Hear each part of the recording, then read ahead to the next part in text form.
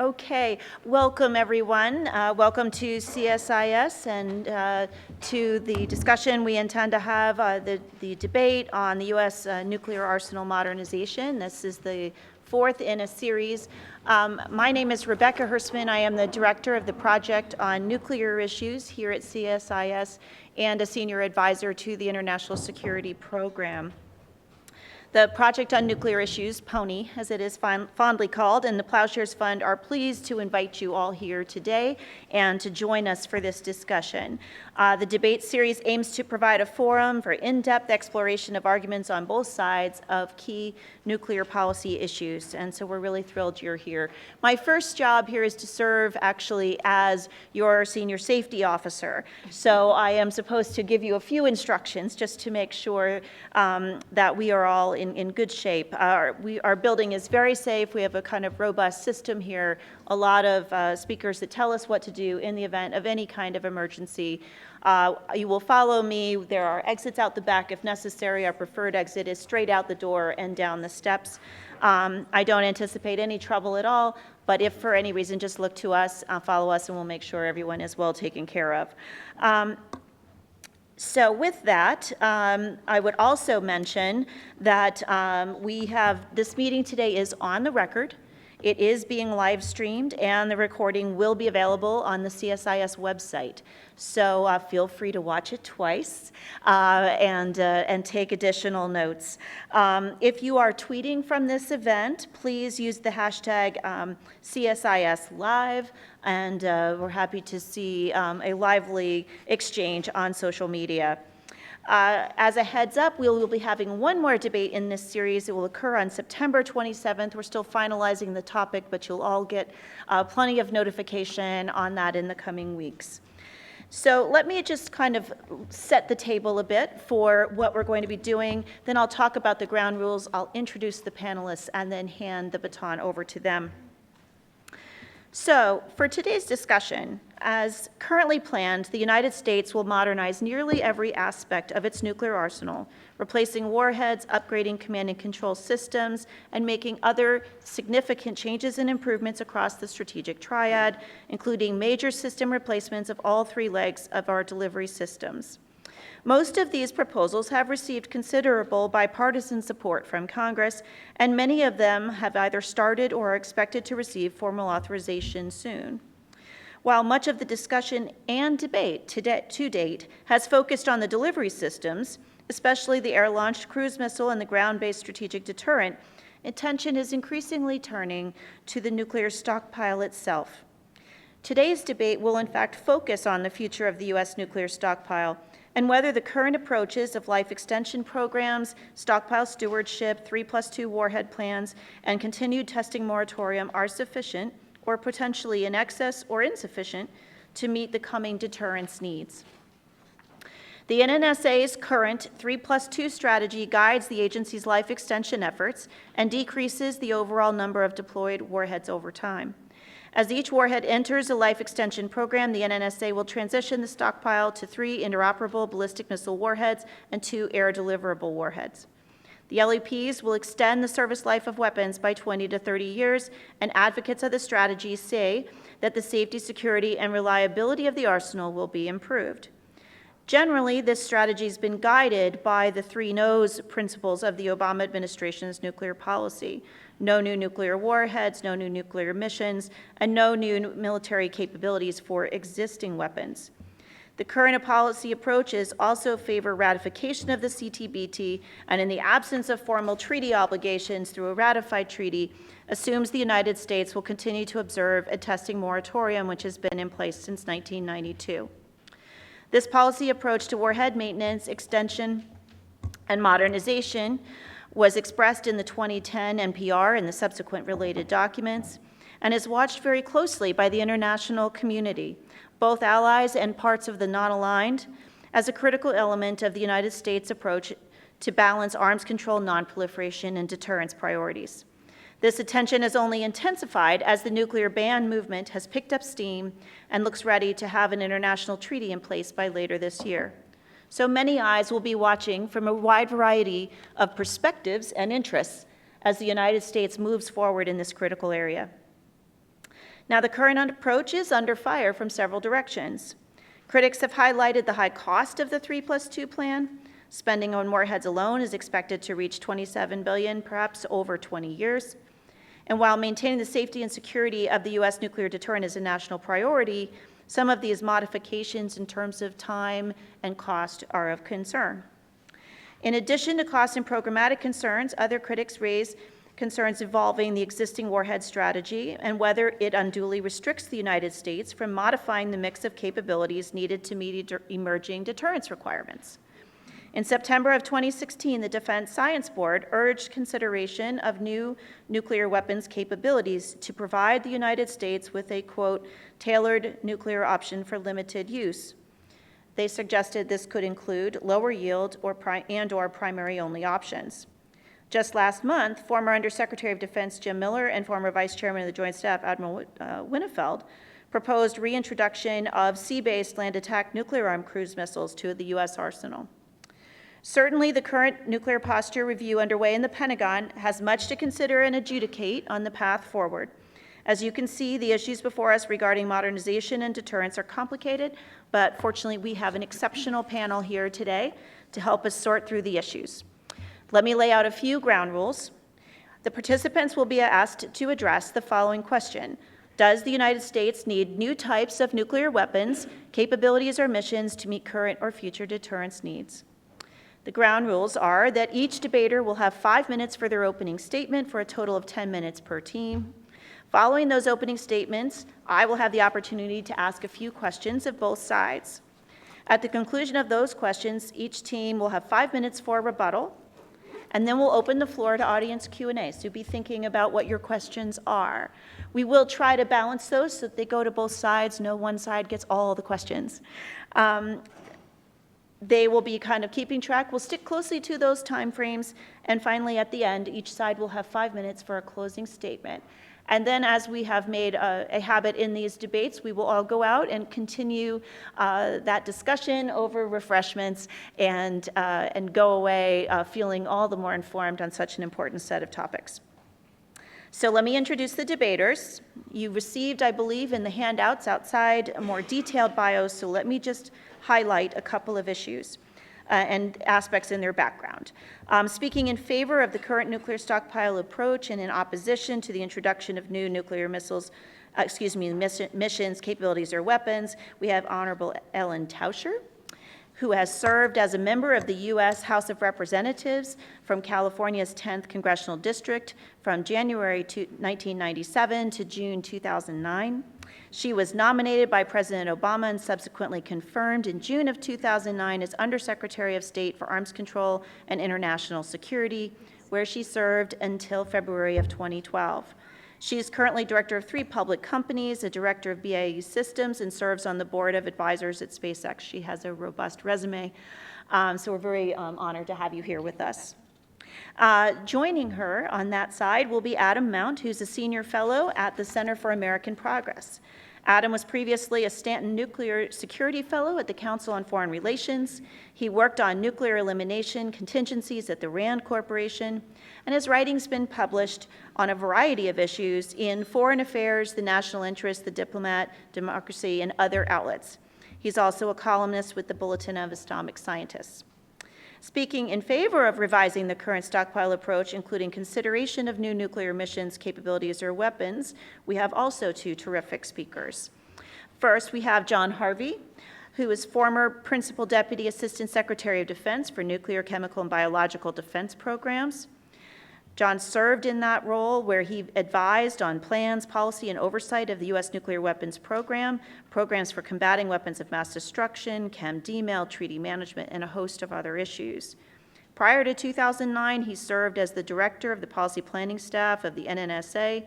He had advised an NNSA administrator on major policy and program decisions.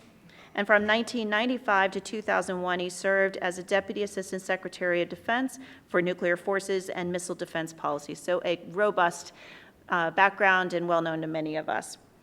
And last but not least, we have Corey Shocky. Dr. Corey Shocky is a research fellow at the Hoover Institution at Stanford University. She's been the editor, along with Secretary Jim Mattis, of the book Warriors and Citizens, American Views on Our Military. She's served in various roles, including on the White House National Security Staff, at the Department of Defense, the Department of State. She has also a long biography. And during the 2008... Can't hold a job, is what she says. No. Then during the 2008 election, she was a senior policy advisor on the McCain-Palin campaign. So with that, let us turn to the opening statements. And Adam, I believe you are going first. Sure. Well, I wanted to thank Rebecca for having us here, and Will and Sarah and all the other PONI staff who've put on such a constructive forum. Also Joe and Tom and Jeff and all the other Ploughshares staff who've done the same.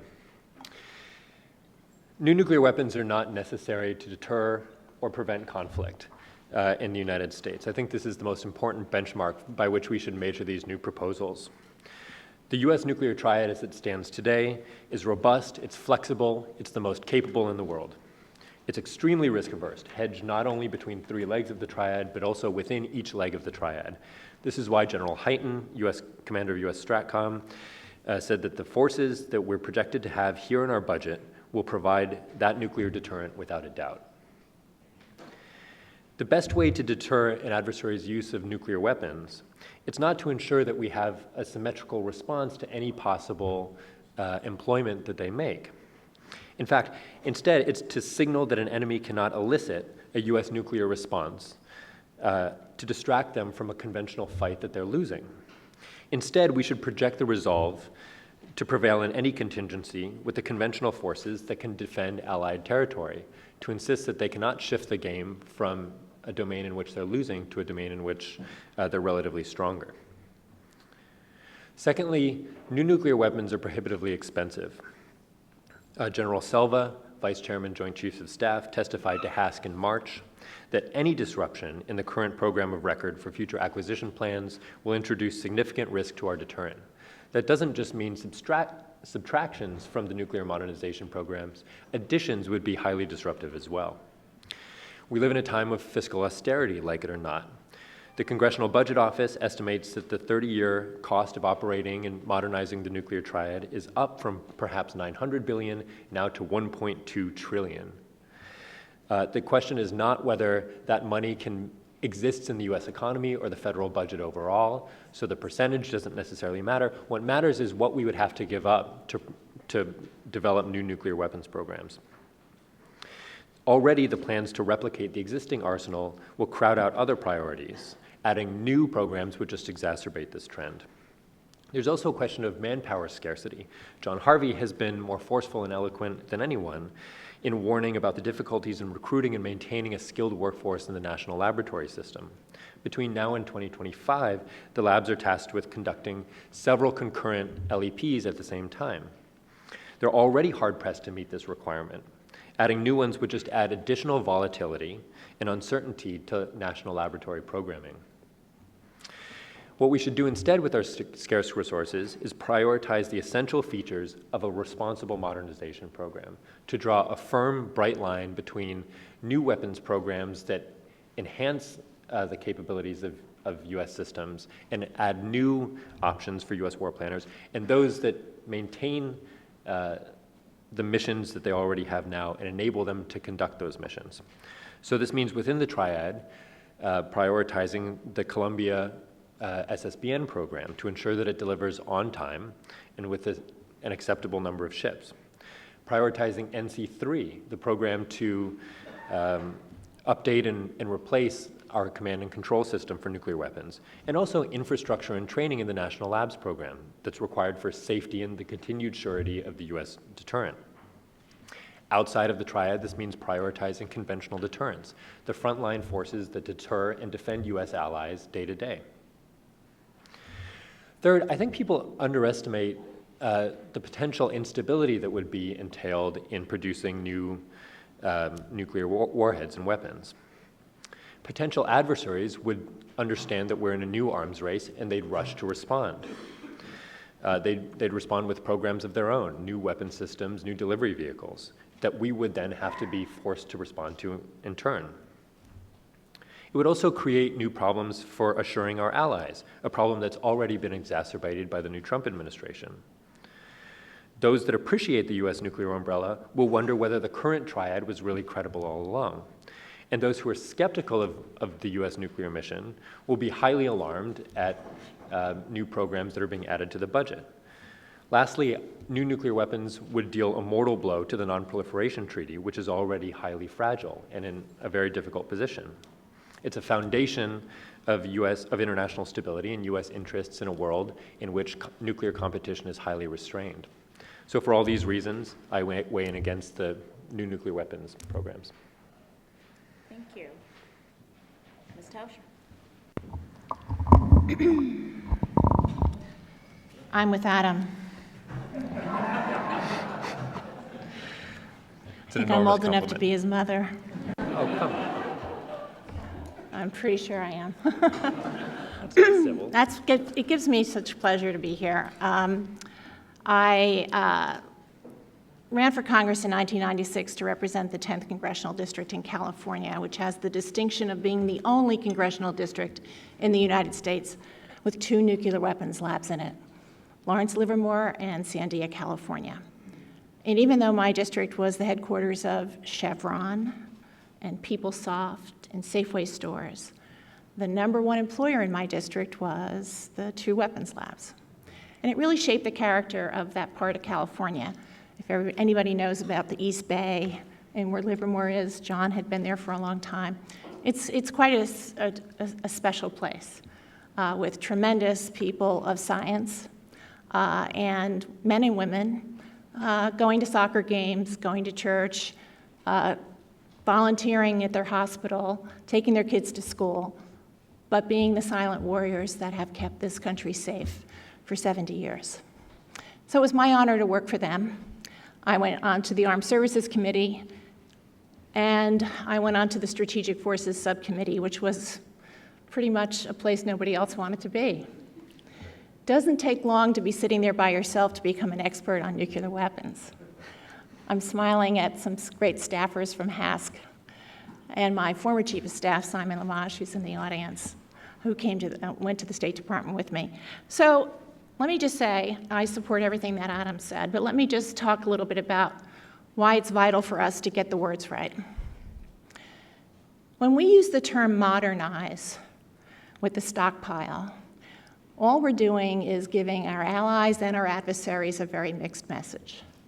When we tell anybody that we have to modernize the finest, safest, and most reliable nuclear stockpile, and you're one of those countries to whom we've extended our deterrent, I think you might start to think that it's not as great as we've been whispering in your ear that it has been for the last 50 years. And when we tell our adversaries that we're modernizing, we basically say to them, those little covert things that you're doing behind the scenes that we're worried about, where you're probably pushing the envelope and doing things that you're really not meant to be doing, we look like we're going to be doing them too.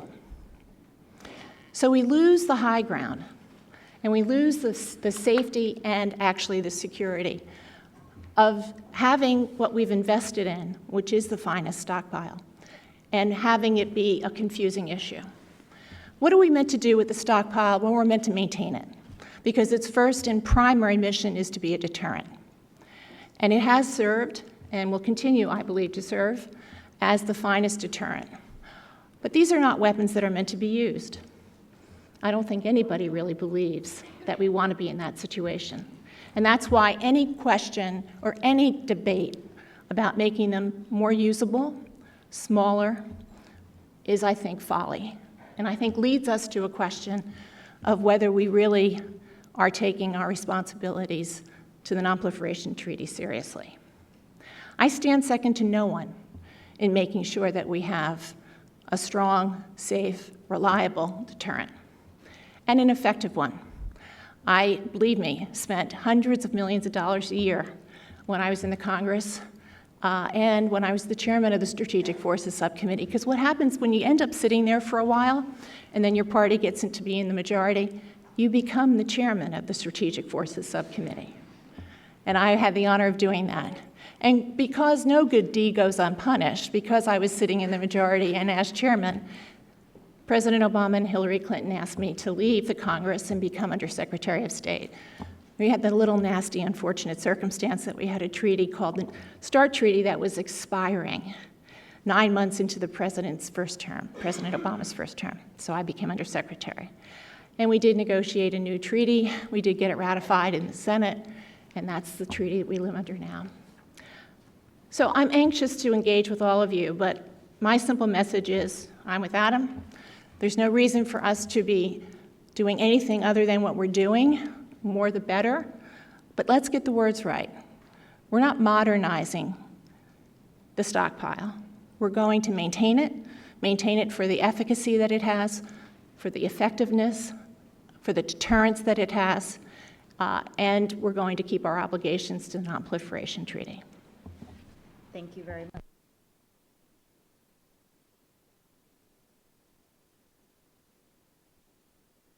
On this, this discussion. There's not a lot of clarity out there about what new means. Is it new warheads we're talking about, or new delivery systems, or new nuclear military capabilities? The 2010 NPR concluded, based on an assessment of the evolving global security environment, that new nuclear warheads or new military capabilities were unnecessary to continued strong assurance and deterrence. The focus on new then was on the nuclear warheads themselves and the military capabilities they provided, not on delivery platforms. All understood that delivery modernization was going to exploit the technologies of the 21st century, not those of the 60s and 70s when last built. The Obama team defined new warhead as one with a nuclear explosive package that had not been previously tested underground in Nevada, or that was not based on such a previously tested design. In other words, a new warhead was one that very likely would require an underground nuclear test to assess whether it worked. Today's warhead life extension programs and the proposed effort on the interoperable warhead involve either previously tested designs or warheads based on those designs, and thus are not new. This has not stopped some, including Senator Feinstein, from casting the B-61 bomb as new when in truth it is a program to replace the aging parts of an existing warhead. Rather, a new warhead could be one that provides special effects such as high-power microwaves, enhanced EMP, directed effects. My remarks thus address the need for new military capabilities provided by warheads that themselves may not be new, which brings me to my second point. The 2017 NPR should open the aperture on needed military capabilities. The three previous NPRs concluded in 1994, 2001, and 2010 all agreed that deterrence could not be based solely on the existence of nuclear forces, but depends on the credibility and capability of forces to hold at risk assets most valued by an adversary. Thus, force capabilities mattered, and all understood that capabilities might need to be adjusted as adversary forces and employment strategies evolved. The security environment has degraded significantly since the heady days of the 2010 Obama review. There is no reason to assume that the nuclear force that deterred adversaries and assured allies then automatically will do so today. Russia's evolving limited nuclear strategy, some of us call it the escalate to win strategy, is revealed in recent doctrine as well as ongoing modernization programs and military exercises. Russia's leaders indeed are behaving as if they truly believe that nuclear war could be controlled. And what matters in deterrence is not what we believe. After all, we're not deterring ourselves, it's what the adversary believes. To deter limited nuclear use requires flexible nuclear capabilities, a nuclear posture, and declaratory policies that credibly convey a message that no advantage at all, only unacceptable downside consequences would result. This may require new or different military capabilities for the force. Indeed, the 2017 Nuclear Posture Review should explore the following options: modification of an existing warhead to provide a low-yield option for ballistic missiles, restoral of a land attack nuclear sea-launched cruise missiles to attack submarines, restoral of nuclear weapons delivery to aircraft carriers via the F-35, increased DCA dual-capable aircraft readiness in NATO, and the possibility of demonstrating a capability to deploy dual-capable aircraft to ROK and possibly Japan. I agree with Adam and Ellen and Adam in his writings. Great care must be taken to manage the downside risk that certain of these recommendations could rupture existing consensus on today's maintenance and modernization program. My last point, the new U.S. nuclear weapons enterprise must sustain an ability to field new warheads and new military capabilities for the future, if required. The last 3 presidents did not all agree about the need for new nuclear military capabilities, but all agreed that the U.S. must retain the skills and infrastructure to provide such capabilities in the future if so directed. Today, we are at great risk of losing human skills. The life extension programs, while important, do not exercise all of the skills needed to sustain a responsive nuclear enterprise. Development of the modern W-88 SLBM warhead did exercise those skills, but that took place 30 years ago. Skills not routinely exercised will inevitably degrade. Finally, to maintain the skills, our young weapons scientists and engineers must be provided opportunities to work on challenging problems, potentially new nuclear designs. Prototyping, involving design development of a modern warhead for the express purpose of exercising skills, is a mean to achieve this. A few warheads could be produced and put on the shelf, but not necessarily deployed. This was the approach that the Stockpile Responsiveness Program created by Congress last year put in place, and I hope that we exploit that program. Thank you. Dr. Shocky. So I agree with everything John said. I also agree with much of what Ellen and Adam said. And I want to reinforce the areas where we disagree and some areas in which I think John and I part company from Adam and Ellen. So first, the areas in which we agree. As Adam said, the nuclear deterrence is stable, it's robust. I don't think the United States or its allies ought to have concerns in the present. And that's very lucky for us all. The second thing that they emphasize that we also do is that we don't want an arms race. We don't want any modernization that we take to light a fuse on a cycle of modernization that is going to make us less safe than we are. The third thing that we agree with them on is that robust extended deterrence is not only important for America's security, but it is also extraordinarily important as a non-proliferation tool, right? If you look at the most celebrated cases of preventing proliferation, they are all countries that made a conscious choice, that had the ability to create nuclear programs of their own, and made a conscious choice not to, because they relied on the United States to fight alongside them and protect them. Japan, Germany, South Korea. These are all really important non-proliferation examples that were the result of extended deterrence. And lastly, I strongly agree with Adam and Ellen that we really want to sustain the non-proliferation treaty, that it's important for the United States, it's important for our allies, it's important to the broad general objective of preventing proliferation.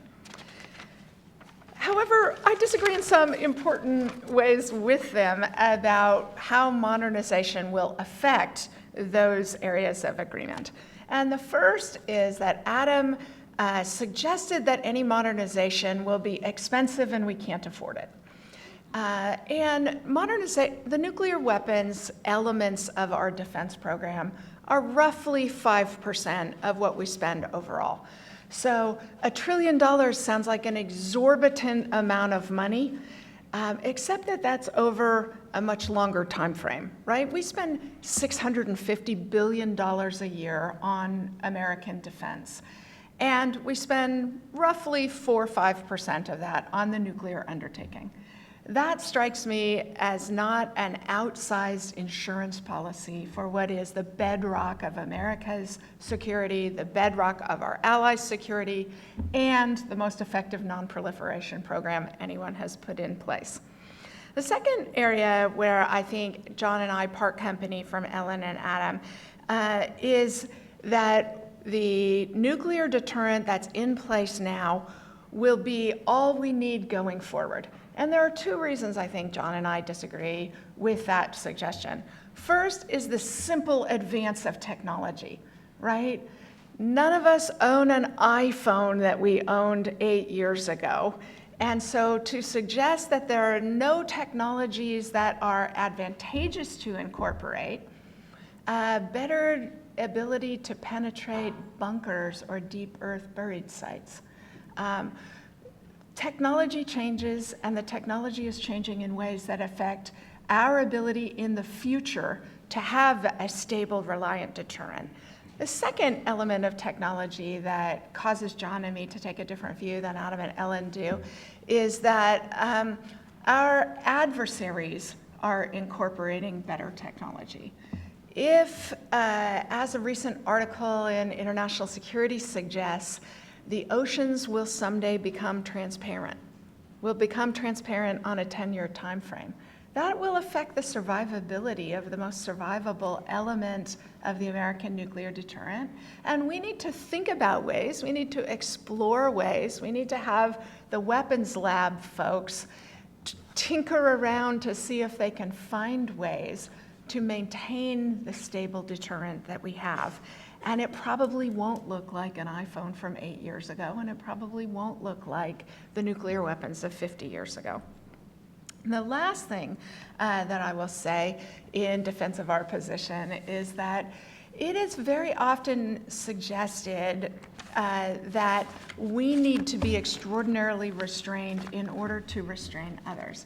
And I would challenge our colleagues, Adam and Ellen, to suggest times when the United States was restrained on nonproliferation in ways that restrained not our friends and our allies, but our adversaries. Because I think the two most important examples cut the other direction. The unilateral denuclearization of South Korea that the United States carried out in 1991, and the 90% reduction in NATO nuclear forces that we took at the end of the Cold War, which did not result in cuts to the Russian forces. All right, thank you very much. Those are excellent statements that have gotten the discussion going. I'm going to take the opportunity to ask a few questions and see if we can kind of probe some of the tougher issues embedded in this, and then we'll have a follow-on discussion.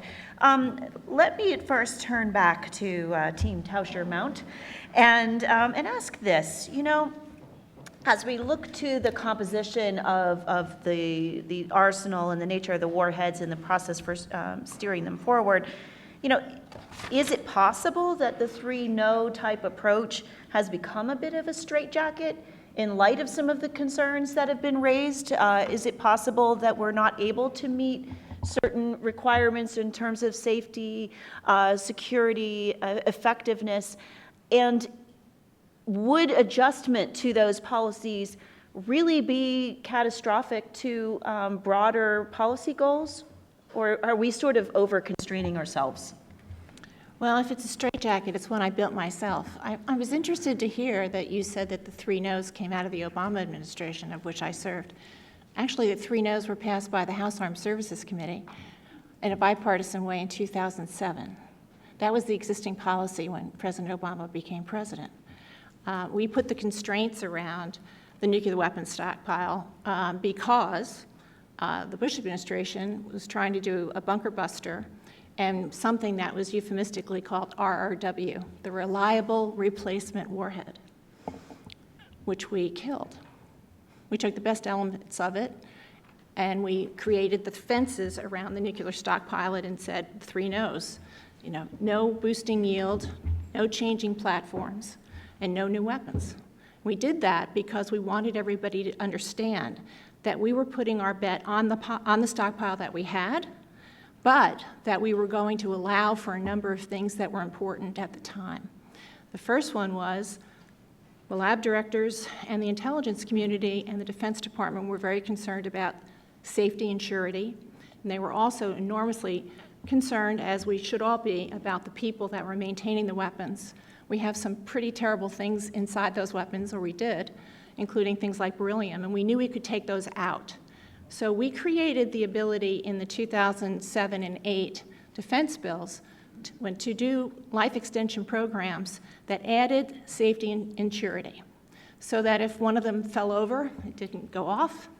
If somebody was doing the maintenance on it, we could take out a number of different things, including dealing with the explosive compounds, make them more stable. All of that was done in 2007 and 8, 6, 7, and 8. And I think that the most important part about having those things done was that we showed flexibility. We showed flexibility to not only the NNSA and the people that we have to protect that were working to maintain the weapons, but also we showed flexibility in the sense that we were deeply concerned about the stability and the surety and the safety of those weapons. And I don't think it's a straitjacket. I think there's plenty of things that we do. I really understand John's points about making sure that we have delivery systems and other things that are modern. I think Corey's points, I can agree with those. But I just want to remind everybody, there's no such thing as a small, limited, or contained nuclear war. So anything that we do that moves the guardrails as to how these weapons are treated and what we do with them, that makes them easier to use, or that makes them more quicker to use, I think is a fatal mistake. Thank you. Let me turn a related question over to this side of the table. Regardless of one's views on sort of the 3-no policy, I suspect we would all agree that that this policy has a lot of attention in the international setting and has come to be a pretty meaningful part of the international community's concerns about U.S. leadership on nonproliferation. If we were to go forward with some of the suggestions that you have, how might you think about navigating that legitimate downside, whether rightly or wrongly, the perception that we're moving away from some important elements of U.S. nonproliferation policy? How do we make sure it doesn't sort of feed the wrong ideas there? And is that possible? Let me go and then augment. Everything we're doing in any modernization program is fully consistent with the Non-Proliferation Treaty. There's no question that we are fulfilling our obligations. But I want to make a key point, and Corey touched on this, but I want to jam it home. The non-proliferation benefits to the U.S. of its restraint on modernization, of not fielding new weapons, of not fielding new military capabilities, has been vastly exaggerated. There is not one shred of evidence that U.S. restraint on modernization has any impact at all on the decisions of other countries to either acquire or not nuclear weapons, or to cooperate with the United States on a strengthened non-proliferation regime. The academic work that's out there is actually the opposite. There's been some work done on the implications of the size of the U.S. stockpile and what that implication has for other countries' willingness to, for example, cooperate on strengthened non-proliferation. There's no evidence. In fact, U.S. modernization, as Corey pointed out, has provided other countries not to have to acquire their own nuclear weapons. The nuclear umbrella has caused them to not have to acquire. And I think that, this Republic of Korea and Japan have spent quite a bit of time recently trying to understand the dynamic threat environment that they're in. And we better pay attention to extended deterrence in those areas because we do run the risk of increasing incentives for states such as those to acquire nuclear weapons. Got 20 seconds. So let's go to one of the tough issues that's been kind of touched on the margins here, and that really has to do with the issue of whether or not the United States needs greater variability and sort of yield and capability to address outstanding threats. There are some growing concerns in some quarters that the United States may face adversaries that perceive that the United States may not have a plausible, and by that I think is generally meant a reasonably proportional response to a limited nuclear strike. And that perception, if it exists, in fact raises the likelihood that deterrence might fail, resulting in a higher chance of nuclear use. Given that some of both Russia and North Korea's provocative and coercive behavior points to this possibility, why shouldn't the United States have these types of options in order to respond and hopefully deter? Rebecca, I think that's an excellent question, and it's one that underwrites much of the argument in favor of nuclear weapons, new nuclear weapons. I think we need to be very careful when we discuss these sorts of things, not to discuss them in an abstract sense, but to talk very clearly about what are the targets we need to hold at risk, and whether or not the United States can meet those with our current forces. U.S. STRATCOM commanders said recently that we can and we do every day. So I think when you remove this conversation from an abstract level and you start to sort of talk about a specific contingency, as we did in a recent Center for American Progress report, copies of which will be available in the back, you find that U.S. nuclear response options are more constrained by the inherent traits of nuclear weapons use. We don't want to use them on enemy territory. We don't want to use them on allied territory. They'd be highly escalatory regardless of however they were used. These are features that are ineliminable and inherent to nuclear weapons use themselves. They don't rely necessarily on the yield, the special effects characteristics of the warhead blast or of its trajectory. I think we need to understand that planning for deterrence doesn't rest on a consideration of symmetry. That's a rabbit hole we don't want to go down. We don't need to have whatever the Russians have, whatever they cook up. In fact, former Secretary of Defense Bill Perry has been eloquent in saying that even parity is not how we should think about planning for deterrence and our force structure size. We should think about the effects that we need to create with our arsenal. How do we impose costs on the adversary, and how do we threaten that credibly? Our commanders say today that the arsenal is flexible and agile enough to do that. And I take them at their word, and I do the same.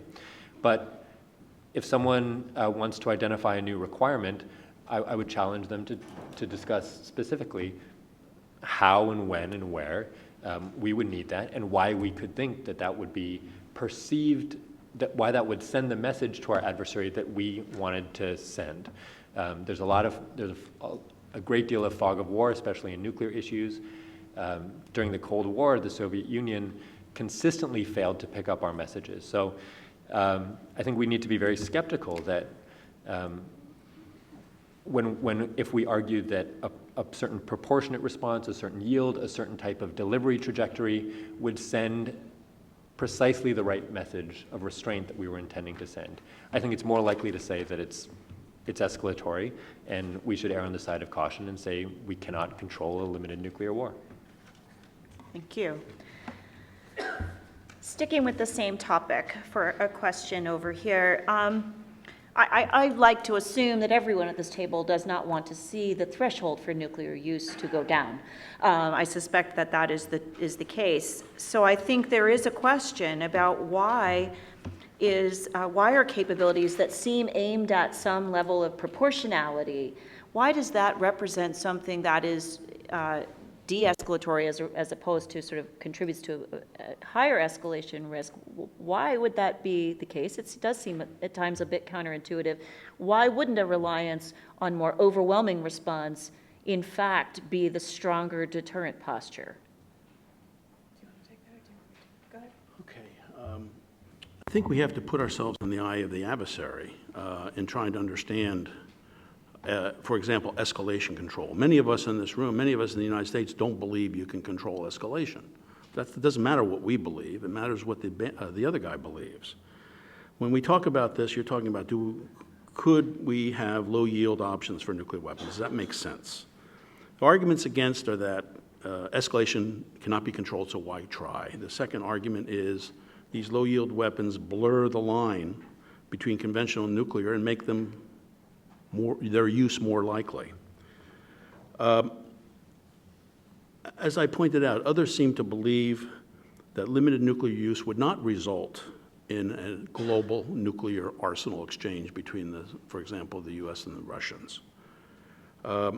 Exploration of the role of low-yield nukes is not about, it's about deterrence.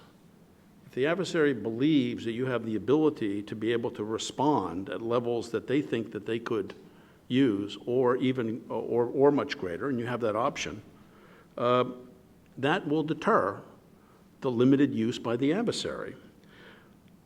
Look, the U.S. has fielded low-yield nukes for decades, and we have options in our air-delivered force for low yield, precisely for the reasons that we've cited here as a deterring mechanism. We don't have it on the ballistic missile force, and I think we should consider that. Save me a second. Go ahead.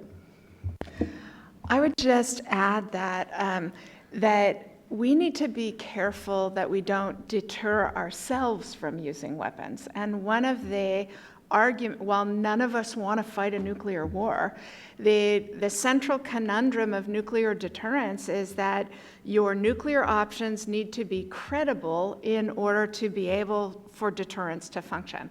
And one of the things we would never want to have happen is to have our adversaries believe that if we could not do anything without bringing the entirety of the house down on our heads, that therefore we would do nothing. So the argument for a tailored nuclear force is reinforcing deterrence by having our adversaries believe that our use would be credible and could be proportionate to some achievable objective. Thank you. We're going to turn to rebuttals now, but I'm just going to give the audience a heads up. Please get your questions ready and be sure to keep them brief so we can get through a bunch of them, but I'll turn back to that in just a minute. But in terms of our rebuttals, I believe, Adam Mount, you have drawn the first rebuttal card. So please, how would you respond to what's been said so far? Sure. Well, I want to begin the same way that John and Corey began and say I agree with a lot of what's been said so far.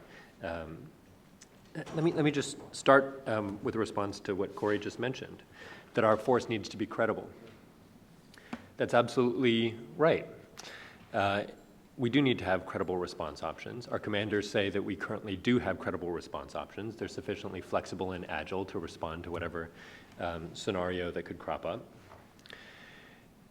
What I would be concerned about, so first of all, as I said earlier, I think that the credibility and the reputation argument we need to be sure that we establish is the resolve to continue to prosecute a limited conflict with conventional forces and to prevail. We don't want to establish a reputation for having a glass jaw, to say that an adversary can shift the domain of competition at will. I also don't want to in establishing new nuclear weapons programs, signal that the current force was incredible. When you start to establish a new program, you say, we need to have a response option for this specific system. And the Russians will say, oh, well, let's modify that a little bit. And then they'll think that it was incredible, and so they'll need a new system. No, it's far better to say the US arsenal as it stands today is credible for the types of scenarios that we need to deter. What we have today is credible and sufficient to meet our needs. I think it's also worth mentioning that there is a trade-off here between conventional and nuclear forces. We simply can't buy everything, and every new nuclear weapons program you establish cuts funding from CT, from ISR, from the European Reassurance Initiative that puts American soldiers, men and women, in the Baltic states ready to actively resist, not just avenge, Russian aggression, to defend our allies' territory against any form of aggression, if that's subconventional, if that's gray zone aggression, which are the threats that we really face today that nuclear weapons are not appropriate for. I agree with John that we have not been clear about the line between new nuclear weapons and what we have today. The 3 no's were a good first step, but the Obama administration in various ways tried to blur that line. And if this administration tries to do the same, I think that'll be a disservice. We ought to be very clear about what constitutes a new capability, to say a responsible modernization program is that that improves our forces so that they are able to carry out the missions that they currently have assigned to them. Corey mentioned that the oceans might become transparent, and the simple advance of technology requires modernization, and that's true. We are going to have to update our SSBNs and our bomber platforms to ensure that they can continue to deliver their payloads to their targets, that they can continue to carry out their missions. But it's very different to provide new options for war planners, to provide new capabilities, new ways of delivering new types of weapons.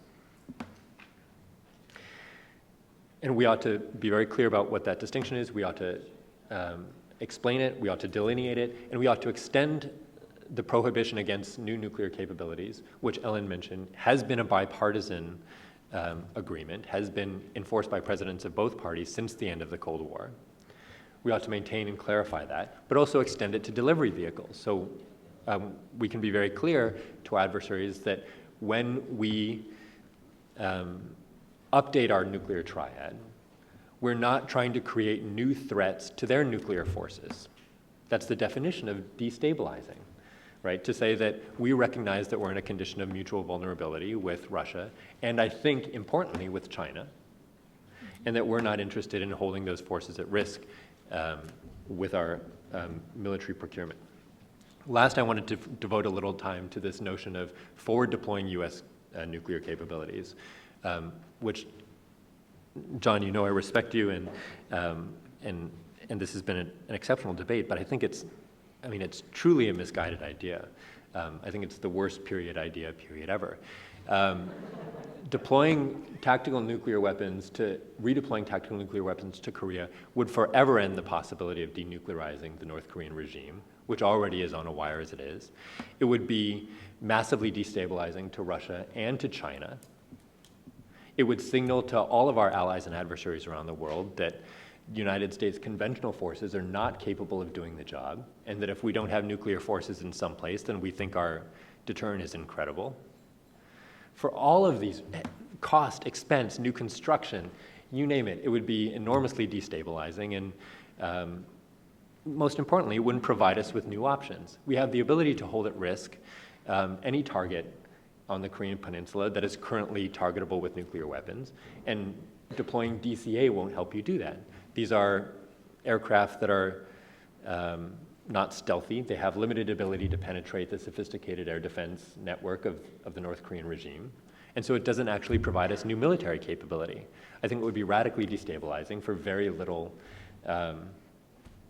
advantage. And even to discuss it creates major strains within the alliance. So with that, I'll close. And I think I've said my part.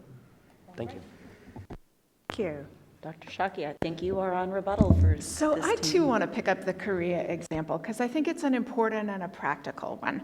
And it also illustrates the trap that the United States often gets into when we're talking about nuclear issues, right? So it was the case in 1990 that the United States had nuclear weapons stationed in South Korea in order to deter a conventional attack on the part of the North Koreans to the south. We unilaterally decided that we were going to advance nonproliferation by removing those weapons from South Korea. Subsequently, North Korea has been on a mad race to get a nuclear weapon of its own. They have 20 now. And South Korea, far from it being dangerously destabilizing for the bilateral relationship, 33% of South Koreans want an independent nuclear weapon of their own in order to counter this threat to the north by the North Koreans. And they're very anxious about the reliability of a conventional-only defense of their nation, not least because in the space of about 2 hours, the North Koreans could inflict 300,000 casualties on South Korea using artillery, conventional artillery. The South Koreans desperately want the strongest deterrent framework possible so that they do not have any kind of war on the Korean Peninsula. And that's why being careful and deliberate and ensuring that our nuclear forces are sufficient to that extended deterrence is so, so important. Now, Adam suggested that we can't buy everything. And I'm a conservative budget hawk, so I absolutely agree with him that we can't buy everything.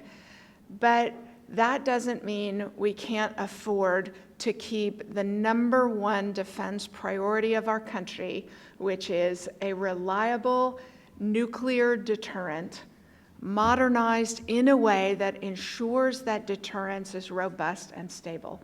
It's sufficient for now. Technology is advancing. Our adversaries are modernizing their own systems. The Russians are cheating on the INF Treaty. They invaded Georgia. They invaded Ukraine. They're advancing this notion of hybrid or threshold warfare to try and stay just underneath what we would respond to and to corrode the effectiveness of our deterrent and our defense obligations to others. We actually have some work to do to get ourselves not positioned for the present, but positioned for the future. You don't buy forces for now. You buy them for 5 years now, 10 years from now, 40 years from now. The investment we made in the 1950s and 60s is what we are relying on now, and we actually need to position ourselves better for the future. Dr. Harvey, do you have anything to add? Nothing. Thank you very much. Well, now it's your turn. I'm reminded as this is such a rich topic, we've only scratched the surface. So it's your opportunity to ask some questions at both sides. We'll try to switch back and forth. I see a hand over here, one in the back with Andrew. If we could get both of those microphones going. We'll try to go as quickly as we can in about the 20 minutes we have. We'll start here. Hi, my name is Dalton Booker. I'm a program associate at the Osgood Center for International Studies, and my question is for the against new nuclear weapons, or however you want to put that side. So obviously, you guys are in favor of NC3 programs and making sure that our current nuclear framework doesn't run on floppy disks that are still actually floppy. So where do you draw the line between improving our current framework and our delivery systems versus going too far in that regard and going into what you believe will spark off a new arms race? Well, I think we've stated pretty emphatically that we have the finest deterrent, and we have not only a effective and safe and reliable stockpile, but one that the 3 lab directors certify every year to the president is safe, effective, and reliable, one that the STRATCOM commander has said is effective and can hold all of the targets that we need to hold at risk. So I think it's important that we start just with the facts. And I think that those that are asking for new things, I don't consider them to be thinking differently than I do, but I think that they misunderstand in many ways that we can start our own arms race in this country versus our conventional forces and what our war fighters need versus what the nuclear stockpile needs. And that's a mistake. I'm for making sure that our fighting men and women, I don't ever want our fighting men and women in a fair fight. I want them to be in a dominating fight. I want to have, I'm the kind of girl that says, although I don't like guns, you take a gun to a knife fight. You make sure that you have the very best for it. And, John McCain is very clear. We don't have enough right now for our conventional forces. Those are the forces that are going to fight the next fight. And I want to make sure they have everything. And right now we have budget deficits and we have things that we can't afford. So spending another $1 zillion on improving an already improved and maintained and actually excellent nuclear stockpile, I think is a mistake.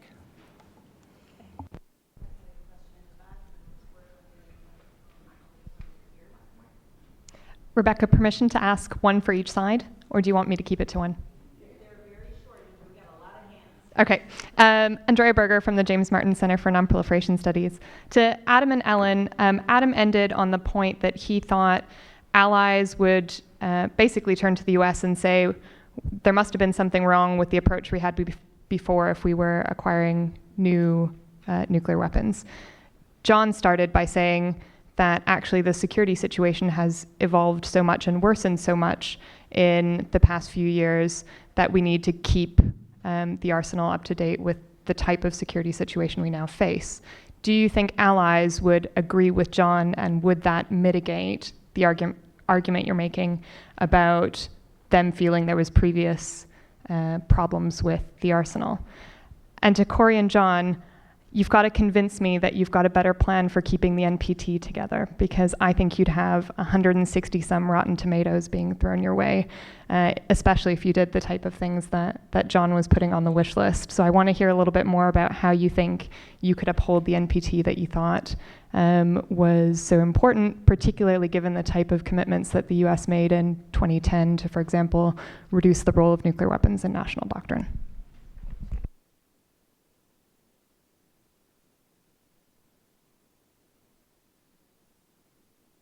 Sure. I'm not sure that argument's going to fly with John. I think he's immune to tomatoes of any sort being thrown at from the ban movement. The question is when they start to ferment and rot, then they can do damage over time. It's an excellent question about the threats that we and our allies face. I'd only say that allies have increasing assurance concerns. Allies are increasingly concerned for their own security, and rightly so. There are new threats in the world, and our potential adversaries are modernizing their nuclear and conventional forces. The question is whether their modernization programs and whether the new threats that we face are in any way going to be alleviated by new nuclear capabilities. And my answer to that is no. There are major new defense and deterrence requirements, for example, on the Korean Peninsula. There are new MLRS systems that are being deployed, new subsurface capabilities that the North Koreans are deploying. Nuclear weapons don't help with any of those. There are gray zone threats in the Baltics, cyber warfare threats.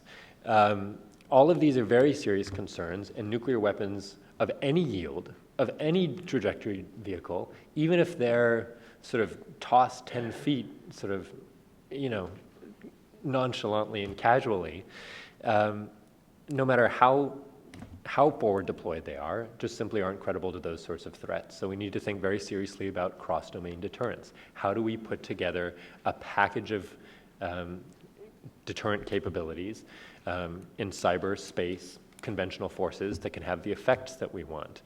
How can we credibly posture US conventional forces and alert them at just the right times to deter these kinds of gray zone and subconventional threats? These are the real challenges that US defense planners face today. I don't want to minimize them, but nuclear weapons and new nuclear deployments would simply wash out a lot of that conversation, because if we start talking about redeploying to ROC, that's what the conversation is about now, and it would wash out very serious conversations about how we keep our allies safe today.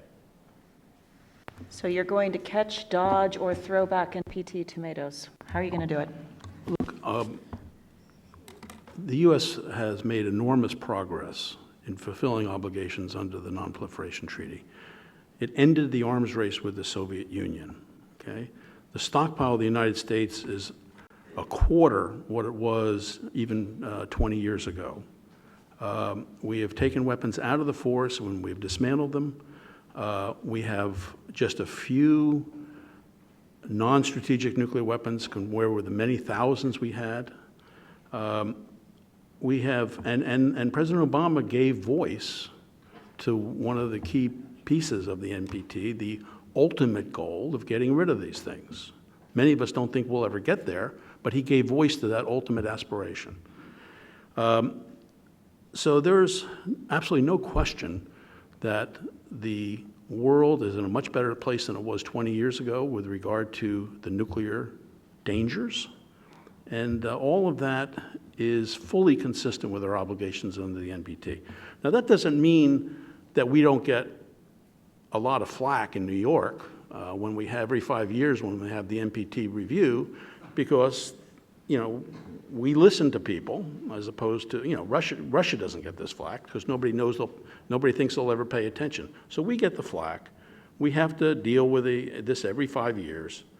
And it's not the security folks in these countries that come to New York. It's the arms controllers, and it's the folks who, the nuclear banners who give us, who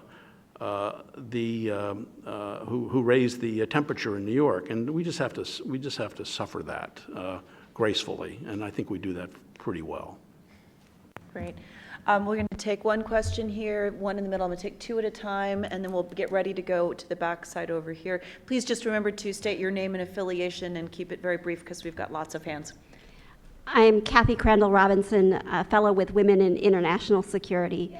I have one question for both sides. Sure. What, if a new nuclear weapons capability requires underground nuclear weapons testing, what is the likely fallout politically of that? Okay, for both sides, great question. Let's see, I think you all just answered last, so. The existing U.S. law is that we cannot deploy weapons that need to be tested again. That's the reason why that we had the 3 no's in 2007, so that we wouldn't fall into the trap of having to resort back to testing. I think we should have taken the opportunity in 2009 and 10 to ratify the Comprehensive Test Ban Treaty. We look foolish at a minimum for not doing that. But right now, there's no reason for us to.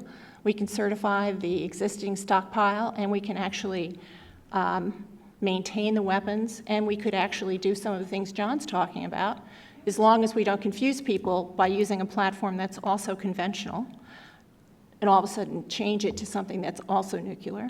But there's ways for us to go forward, I think in a very modest way, without having any more nuclear testing. There's an existing law, and we should be living within that. I have to agree with Ellen completely on the testing issue. We have made enormous progress in stockpile stewardship over the last 20 years in being able to understand things that we never really understood when we were testing. And it's made more progress. I was more pessimistic 20 years ago that we would be able to be where we are today. So I think we're in a pretty good shape. But let's remember, the stockpile stewardship program is designed to tell us whether we need to test because of aging or whatever other surprise we might find in the stockpile, to tell us whether we need to test to certify a design. Therefore, we can't take testing out of the picture completely, and we have to maintain a readiness should we ever need to do so, to return for a short period of time to nuclear testing to certify a critical weapon. But I don't think we're going to, I'm optimistic, and I think we're in pretty good shape right now in being able to continue to sustain the stockpile without testing. Adam, you have a 10-second? Yeah, Kathy, I'm so glad you brought that up. For my money, that might be the best argument against new nuclear weapons. I don't want to deploy a weapon system that has not been tested. Mm-hmm. I wouldn't want to deploy a new warhead that wasn't tested. And testing one of those would be dramatically devastating to the international system of global nuclear norms and international stability generally. Finger response, and remember, you're going to get closing statements, and there's lots of hands, and we're going to wrap up. Nothing that we are proposing would require new nuclear weapons in terms of providing some additional military capabilities to the force. We could do that mostly with existing nuclear weapons that have been tested and that we have confidence in. All right. I am glad we got that question, though, because we hadn't really addressed it earlier, so thank you for taking the time on that. We have one here. Is there still one in the back? Okay, so we'll take a microphone over there. Ask yours, please, and then we'll take a second, possibly a third, because we're going to start to wrap up. Go ahead. My name is Quentin Pope. I'm here in association with the Alexander Hamilton Institute for the Study of Western Civilization. My question is for anyone who wants to comment. I mean, any panel speakers who want to comment, not the rest of you. Make friends in the audience. Yeah. So modern military and digital systems are incredibly complex with lots and lots of different components, which may be sourced from potentially unreliable sources or whose supply chain can't be as secure as we would like them to be. Particularly concerning is the possibility of like digital control components being compromised by a malicious actor. And I was wondering, in your opinions, is this potential risk greater or higher with a maintenance approach or higher with a modernization approach? I mean, how does that influence the threat landscape? Great. Okay, hold on that. You think of your answers while I take another question in the back corner. Wesley Jeffries, New America. I wanted to allude to the article, I think it was from Spring 2017, International Security, about the survivability of nuclear weapons. That is decreasing, and as that decreases, so does our second strike capabilities, which, as I understand it, that's the whole point of deterrence. If we're not able to strike back after a hypothetical first strike, then the deterrence argument doesn't quite work after that. How are the ways that we might address that? You know, nuclear modernization, that might come along with some ways to sort of counter the ways in which hardening and concealing and other ways of preserving our nuclear weapons might help. Very good. Are you okay if I take one more in the group? Okay. Right in the middle. I'm making Will earn his money out here. Thanks. Good afternoon. My name is Sean Fitzmaurice. I'm an active duty submarine warfare officer, and really my question is directed to this side of the table. Because Corey, you mentioned that we don't prepare ourselves for the threat right now. We're always looking to the future, which I could not agree more with. However, I'd like you to comment on another comment that Ellen made, is that there's no such thing as a small or limited nuclear war. So what kind of, in your opinion, is that future conflict that we're looking for that would require us to have a different threat, as this side's made the clear argument that we can meet the threat now? Basically, what's the change in the future that you're arguing for? Okay, those are three great topics. I'm going to turn to this side, and we'll just sort of go back and forth and take some of these. Let me just make a comment about the cyber vulnerability of the force. I'm particularly concerned about this. This is something that keeps me up at one of the few things that keeps me up at night. We need to pay attention, particularly to the nuclear command and control system, because there's a lot of things that hackers can do out there that many of us don't really even understand the degree to which they can put the integrity of the deterrent at risk. We pay attention to this. I paid attention to it when I was in the Department of Defense. I believe the Department of Defense is still paying fairly strong attention to this. I'm on a defense science board that's looking at this pretty closely. And so I think one of the problems is that very few people in Washington really understand cyber vulnerability of technical systems. And we need to make sure we get the right people with the right expertise paying attention to this. And there are a few of them around that are quite remarkable in their understanding of this problem. So I hope that answers your question. Okay, but wait, it didn't answer the question. It was, Use your microphone, use your microphone, and then this side's going to Answer it. we're going to answer this afterwards at the reception. Thank you, Ellen, for that invitation. I want to answer the no small war question, because I think that's really important. Because the whole point of nuclear weapons isn't preventing nuclear war, it's preventing war. And it's especially preventing war between the strongest, most powerful countries. So it's certainly true that I don't want to fight a small nuclear war. I don't want to fight a war, period, with the Russians, because I agree, we're not likely to have a small, limited engagement if we and the Russians get into a conventional war. I think the likelihood of escalation is extraordinarily high because we fight wars for political purposes. And if we and the Russians get into a war, we are going to have political objectives that we have made conscious choices to use military force to attain. And that makes me very hesitant that once that battle is engaged, that it won't that escalation won't be explosive on both sides of that. So I agree, we're not likely to have small nuclear wars. The point of nuclear weapons is to have no wars, not to have conventional wars. And in the last 70 years, nuclear weapons and nuclear deterrence have been extraordinarily effective in preventing any kind of conflict between the strongest powers in the international order.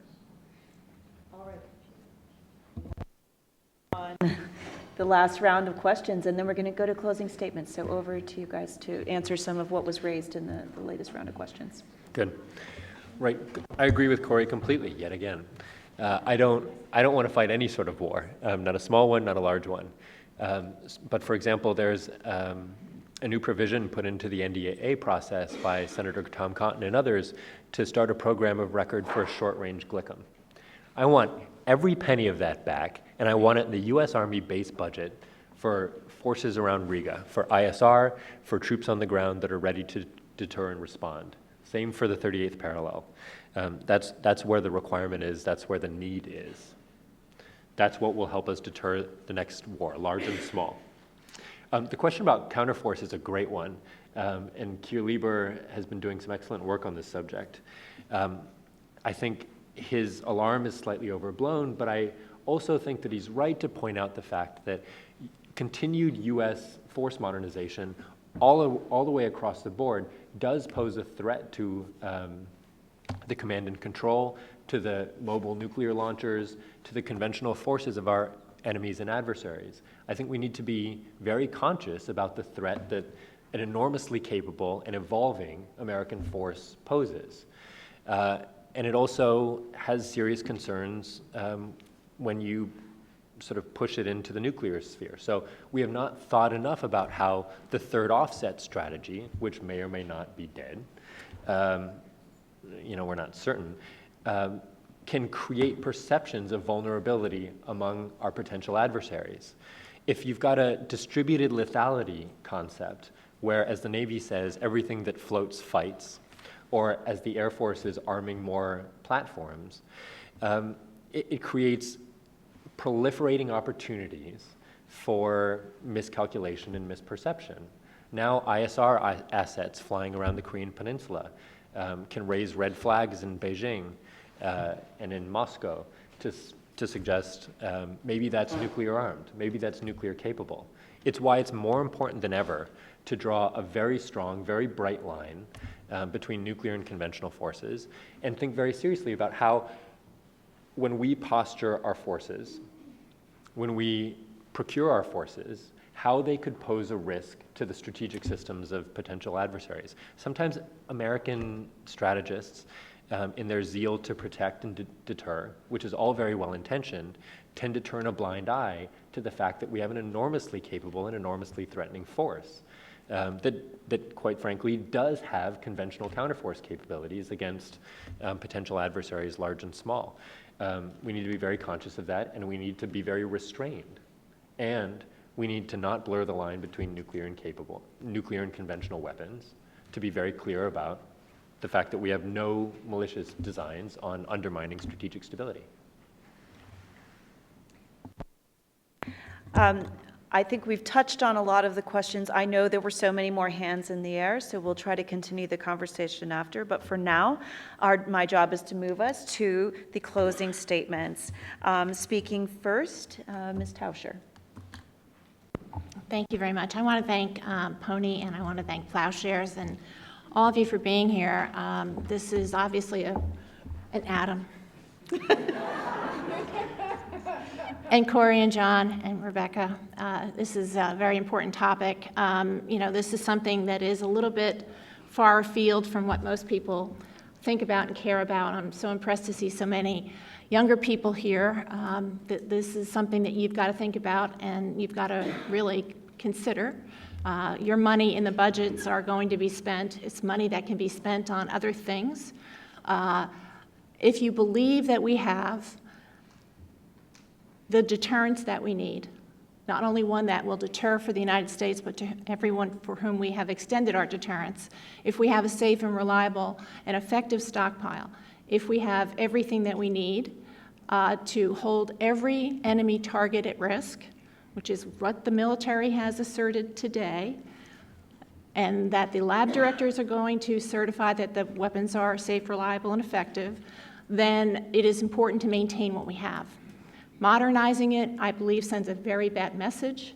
It sends a confusing message, both to allies and adversaries, and I believe that we need investments in our conventional forces and the finest fighting men and women we have. And that includes, as John has talked about, on delivery systems and other things that could actually make the efficacy of the great deterrent that we have even more plausible to adversaries. That's a conversation we should have. That's not the conversation we're having.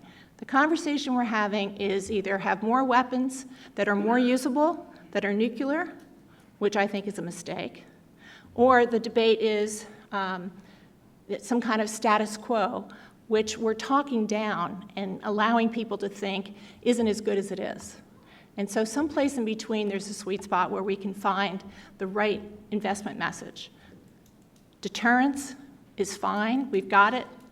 We can actually talk about delivery systems, but that should be a conversation about delivery systems, not about the stockpile, and that we should work together to make sure that the United States stays safe and continues to lead and doesn't confuse both allies and adversaries.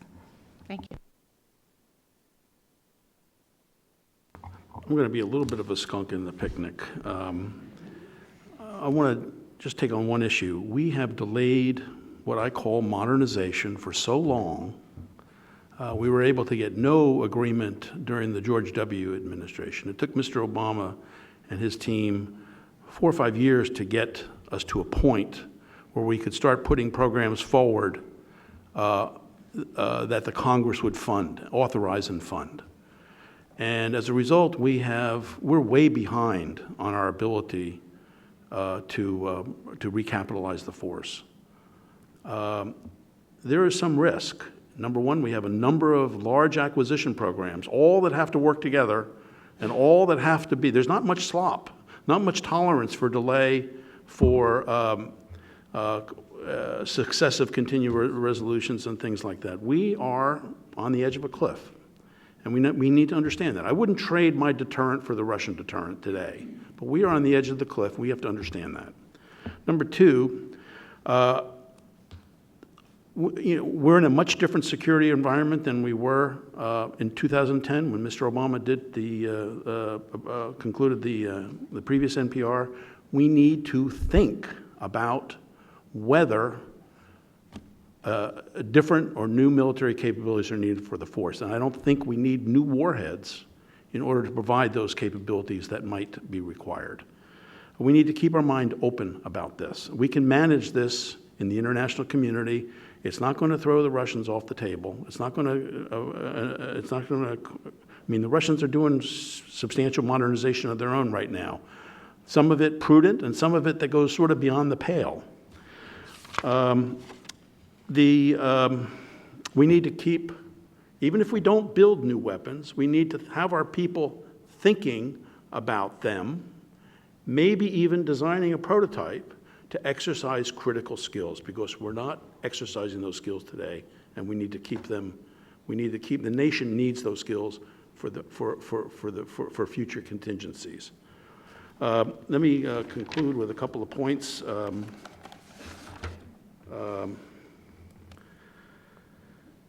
On the Korea thing, let me just go back to that very quickly. I mean, I'm going to pose a rhetorical question to Adam. If the Republic of Korea came to the United States and said, we would like you to fly a DCA squadron in, bring some B-61 training shapes with you, and we want you to demonstrate a capability to move those things in. We don't want you to deploy these things here, but we want you to demonstrate a capability to do so.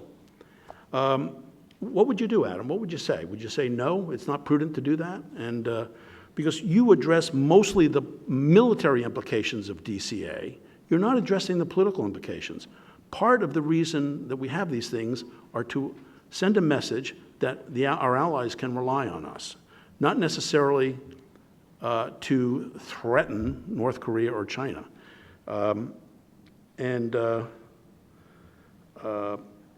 Corey, do you have anything to add? I don't know, how much time do I have left? You got a minute? Keep going, you're doing great. All right. On the dollars, the money we spend on nuclear forces is so small that any adjustments is not going to fund anything in the conventional arena, okay? Let's not kid ourselves. Nuclear forces are not a bill payer for anything in the Pentagon, okay? There's just not enough money there to do something. I mean, it's like, 3 F-35s.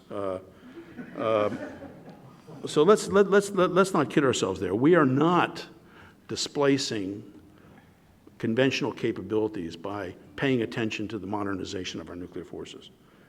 On the non-pro, I want to hit one more time the non-pro implications. Everybody says it. Everybody says we have to show restraint because the non-proliferation implications.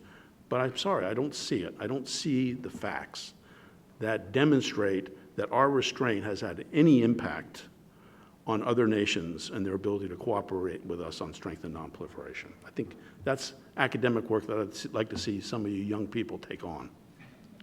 Okay, I will probably live to regret this, but I feel since the rhetorical question was lobbed, I may need to give it an opportunity to be answered. Adam, don't make me regret it. I wouldn't. Oh, Adam. That's a wonderful thing when a rhetorical question gets converted to an actual question, unintentionally. Yes, I would. If I were running the show, and that's very far from the truth, I would decline to authorize that mission. And I want to mention that would be damaging to the alliance. So what's important is that they aren't incited or invited to ask that question. So I think we ought to put to rest the debate about redeploying tactical nuclear weapons to zones and areas where they're not required. Because even the discussion is doing damage to alliance cohesion, even if we never have to say no. Okay. Well, this has been a great discussion. I'm very aware that just realizing the unpacking of the number of issues from forward deployment to policy and doctrine to the prospects for testing to stockpile stewardship, 3+2, we've covered a lot of ground today, and obviously each one of those topics could probably warrant their own debate. And I'm really impressed that such a large number of people signed up and came out. So my first thank you is to the audience. Thank you for coming. I also want to thank our partner in this debate series, Ploughshares, for coming and engaging in a robust and kind of educational process to bring points of view together to the same stage. So thank you for that. But most importantly, I want to thank our tremendous debaters who have been just phenomenal and really put a lot of issues out there. You've really had a treat, and it's been a privilege to sit at the table with all four of you. So please join me in thanking them.